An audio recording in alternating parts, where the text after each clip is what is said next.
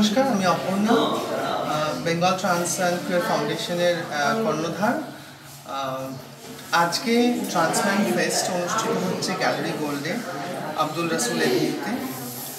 ট্রান্সম্যানদের যে শিল্পকলা, তারা যে কাজ করে, তাদের হাতের কাজ, তাদের নাটক, তাদের গান, সব কিছু নিয়ে, তাদের লেখা পত্রিকা সব কিছু নিয়ে আজকে আমরা এখানে অনুষ্ঠিত করেছি ট্রান্সম্যান ফেস্ট। এবং তার সাথে জীবন স্মৃতি আর্কাইভের সূত্রে আমাদের আলাপ হয়েছে এবং এই একটা নস্টালজিক প্রেজেন্টেশন, যেটা আমরা ছোটবেলায় দেখতাম, দৌড়ে বেড়াতাম, বায়োস্কোপ আমাদের সবার কাছে ভীষণভাবে সুপরিচিত।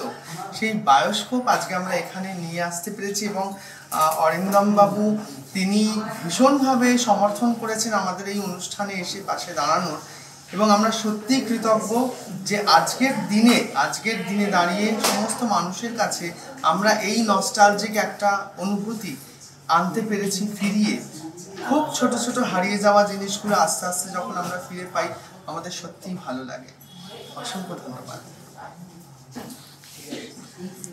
পশ্চিমবঙ্গে বা এই পৃথিবীতেই, এই ওয়ার্ল্ডে ট্রান্সম্যানদের জন্য কোনো রকম আজ অব্দি কোনো শুধুমাত্র ট্রান্সম্যানরা কোনো রকম অনুষ্ঠান করছে, নিজেদের ক্রিয়েটিভিটি প্রকাশ করছে, এমন অনুষ্ঠান হয়।